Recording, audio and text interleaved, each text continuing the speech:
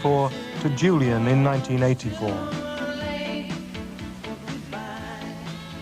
For Julian's mother, Cynthia Lennon, it's all very familiar. Having married John in 1962, she saw the amazing rise of the Beatles at first hand. Now, with Julian's growing success, Cynthia Lennon follows her son's progress as she followed John's. Isn't it, in a strange way, more of a hindrance being the son of John Lennon, that there are certain things he does in his music which will automatically remind people of the father, and in a way get in the way of him, perhaps?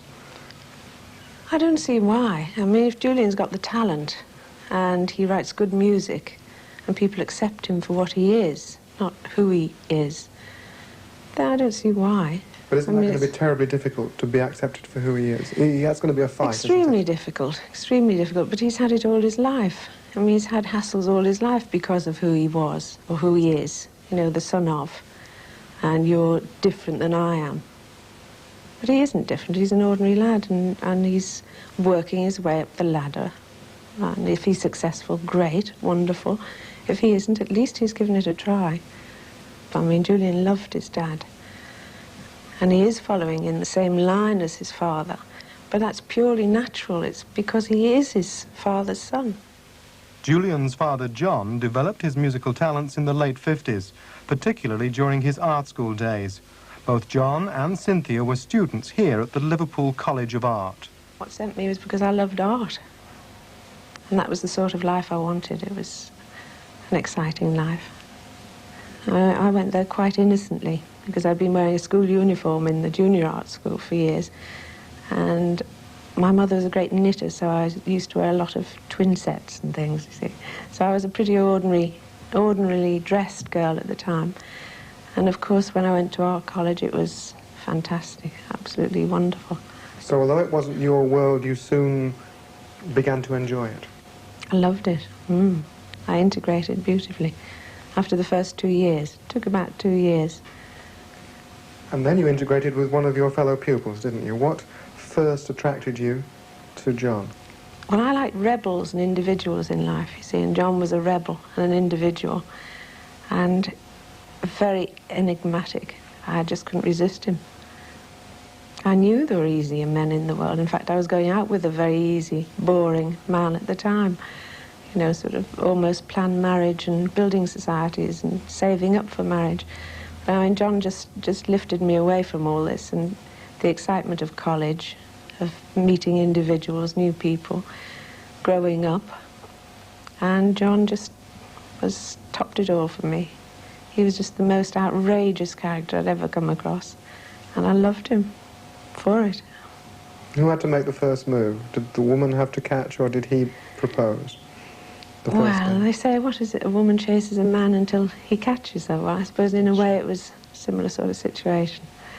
When John first met me, I'd gone through all the gamut of changing hairstyles and growing it and changing it to red and goodness knows how many other colours.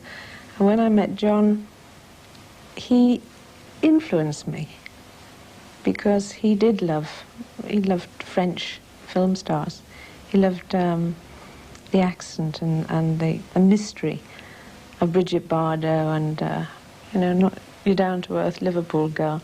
So the closest I could get to it was to grow my hair longer. So I gradually went from red to blonde. And that's how I evolved as the nearest I could get to Bridget Bardot for John. And tight skirts and black stockings and all that business. I think I remember seeing pictures of that sort of stuff. What was it like when it all took off? I think the word somewhere is used, that you used the word joy about the best moments of it. That's a very strong word, joy. Was it that much fun? Oh, yes. Yes, looking back on films of the old days, the very early days, it was such a tremendous experience. The joy of that experience. I mean, very few people have gone through that experience before and appreciated it and been in the centre of it. It was frightening.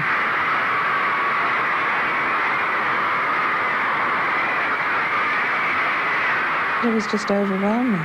We didn't have time to think about whether it was going to stop or carry on. It was just like, it's just something that went on and on and on and got better and better and bigger and bigger. And being in the centre of it, you just got swept along by it.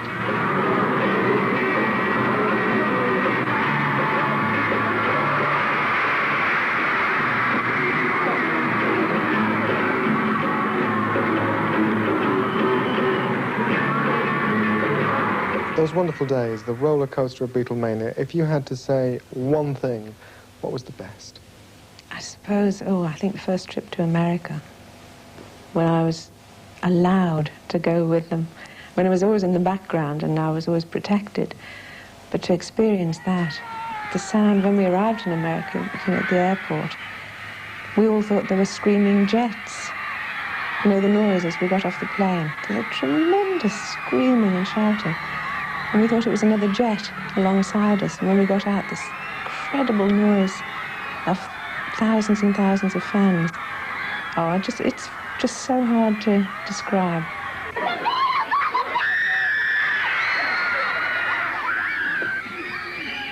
How are we going to get in then? Oh, hey, the party, everybody. Look, you lock the door. Hi, girls. What was the worst thing about the Beatles' rise to fame, big fame? The lack of space, a feeling of imprisonment, the fact that you couldn't go out on your own. You couldn't go for a walk hand in hand down by the river, you know, without constantly we were constantly besieged by fans. Good. Hello? By the press, by the fans. Oh, hello, yes, who do you want? Quick, speak up. The news is... Just constantly. As a pop star, of course, in those days, John Lennon was not meant to be married, was he? Oh, no, it was disastrous. I mean, as far as the fans were concerned, definitely not meant to be married. Did your wife enjoy it over there? Yeah, she loved it. Who? Don't tell him he's married. It's a secret. Oh, I'm sorry. No, I'm sorry about that. How long was it a secret for? Oh, about 12 months, maybe 18 months. During the time that I was pregnant, you know, that it was all very quiet. Did you feel resentment about that? Not really. Not really, no. Again, perhaps I should. In retrospect, I should. I should have been a totally different sort of character during the whole time. But, you know, at the time, I was concerned about the baby to come. I was happy that we were married. And I was quite happy to keep a low profile for the sake of the boys.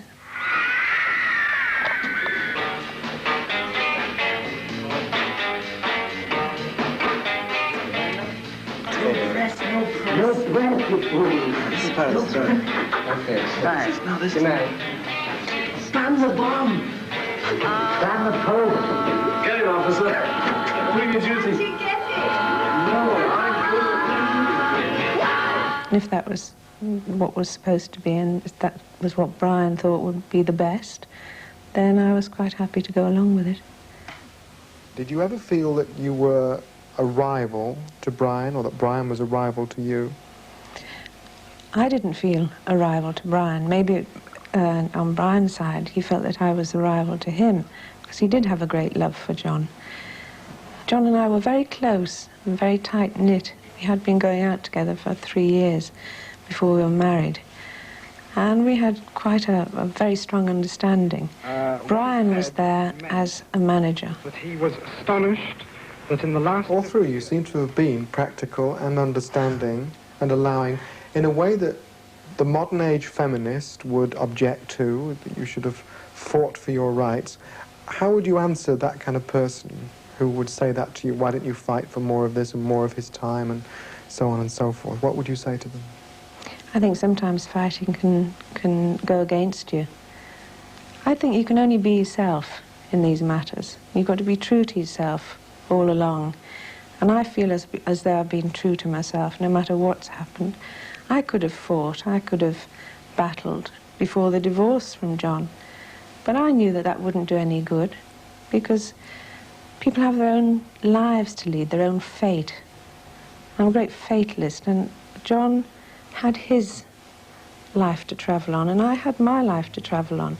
And we met for a short time. It was 10 years. But during that 10 years, they were wonderful years. Now, if I'd tried, or I'd been aggressive about the whole business, it wouldn't have altered a thing. It would have caused bad feeling. And I'm quite happy as I am now. You know, I have really no regrets about it. Did you not then, as you saw the breakup coming, you say somewhere that you saw it coming for 2 or 3 months, you say you didn't fight then even? It was a hard battle to fight because at that time John was taking a lot of drugs. So I wasn't talking to a rational person during that period. In fact, the whole business of losing Brian at a very crucial time, I think that really upset everybody and threw everybody in different directions. And then, of course, when Yoko came along, that was another great break in the whole situation. But I couldn't, no, I don't think you can alter the course of fate. I couldn't have altered the course of John's fate. The split with you came shortly before the split with Paul, didn't it? I mean, in some way you both have the same experience of John, is that correct? Yes, I think Paul and John were a great partnership. And I think John and I were a great partnership. But there are occasions in life when partnerships have to break up to go on to form new partnerships. And it did happen at that particular time, and it was, again, not coincidence necessarily, it just happened. Brian's death, the complete crash of Apple, really, because it was chaotic. A lot of freeloaders, a lot of money lost, you know, a very difficult time. All totally lost. They're all lost in their own way. And of course, there's always a catalyst in life, and I think Yoko was the catalyst at that particular time that created the breakup in the...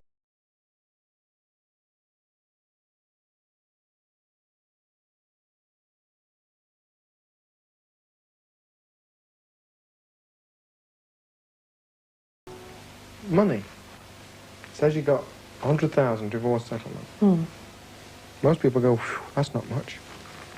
I had to buy a house out of that as well. It doesn't seem a lot. Did it seem a lot to you at the time? Yes, I kept visualising a football stadium with 100,000 people in and imagining each one as a pound note. And I thought, that's a hell of a lot of money. Of course, I wasn't aware of the amount of money that was... You know, £100,000 was a lot of money to me. And in a way, what John's comment about, well, it's like winning the pools, Sin, was quite true. Because only a few years ago, say 5 or 6 years ago, you would win the pools at £75,000, and for a lot of people it would set them up for life. But under the circumstances, it was a bit rough, really. It's clear how you must have felt about Yoko then. Can I ask you how you feel about Yoko Ono today? It's a very difficult question again. She's not my cup of tea as a person.